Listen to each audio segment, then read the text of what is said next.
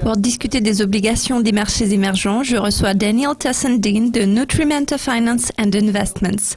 Daniel, comment évaluez-vous la performance des obligations des marchés émergents, en particulier par rapport aux devises fortes ? Oui, surtout au vu d'une augmentation de 40% des spreads sur les obligations des marchés émergents au cours des mois d'août et de septembre. Les spreads sont passés de 350 à 500 points de base, comme nous pouvons le voir sur le graphique. Naturellement, nous avons vu une performance négative de 4-5% des obligations des marchés émergents à haut rendement et un rendement de 2-3% des obligations investment grade. De toute évidence, la principale raison de cette baisse est le fait que le marché est en train de s'adapter au ralentissement de la croissance mondiale ainsi qu'à la baisse des produits de base. En plus, il faut garder à l'esprit que le PIB de la Chine sera probablement inférieur à 7%, ce qui va inévitablement affecter la performance de cette classe d'actifs. Il est toutefois intéressant de noter que nous voyons deux extrêmes se développer en termes de performance. Du côté négatif, nous avons le Brésil qui a chuté de 16% et la Colombie avec une baisse de 8%. Du côté positif, nous avons la Russie qui a progressé de 22%. Même les obligations chinoises ont augmenté de 3% malgré la décélération de la croissance du PIB. D'accord. Où voyez-vous des opportunités potentielles ? De toute évidence, les fondamentaux sont en train de se détériorer sur les marchés émergents, mais je pense que nous voyons une certaine stabilisation sur ces bas niveaux. Le rendement des obligations des sociétés des marchés émergents se situe entre 8 et 10% en termes annuels, ce qui compense plus ou moins le risque potentiel de restructuration. Par conséquent, les niveaux actuels sont attrayants sur le long terme. Si nous regardons le graphique, nous verrons que la performance d'un pays est particulièrement intéressante en ce moment. Il s'agit du Brésil.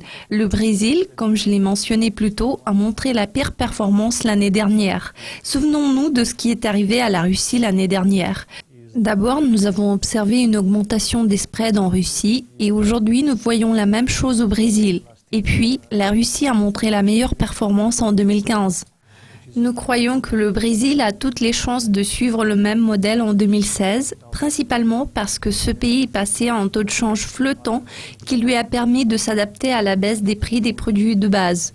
L'économie brésilienne va progressivement s'améliorer l'année prochaine et nous verrons une amélioration en termes de risque du pays. Outre le Brésil, il existe d'autres possibilités dans le monde des marchés émergents. Par exemple, au Chili, il y a une entreprise de télécommunications qui s'appelle VTR. En plus, il y a aussi des titres à court terme de Petrobras, la compagnie pétrolière d'État brésilienne. Il existe aussi un conglomérat en Indonésie qui s'appelle Theta Capital et aussi une société de télécommunications Wimpelcom en Russie qui mène également des activités en Italie. Tous ces exemples vous donnent aujourd'hui un rendement d'environ 8% et il s'agit d'une période relativement courte de 4 ans. Donc, nous sommes menés à croire que les sociétés susmentionnées représentent des exemples solides et attrayants sur les marchés émergents. Vous avez mentionné le Brésil et la Russie, mais les investisseurs semblent être optimistes par rapport aux perspectives de l'Inde. Quelles sont vos prévisions pour l'année prochaine ?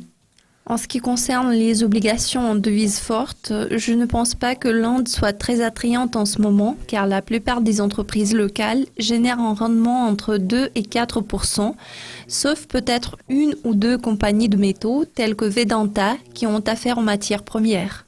En général, les titres de l'Inde ne sont pas super attrayants sur le plan de la performance. Certes, l'Inde se porte très bien d'un point de vue économique, en particulier compte tenu d'un vaste programme d'infrastructures mis en œuvre par le gouvernement dans un effort de suivre l'exemple de la Chine. Pourtant, je dirais que toutes ces nouvelles positives ont déjà été prises en compte dans l'évaluation de la plupart des obligations indiennes. Daniel, je vous remercie de votre participation. Merci. Merci de votre attention. Restez avec nous pour plus de mises à jour et d'interviews exclusives. À très bientôt. We'll see you next time.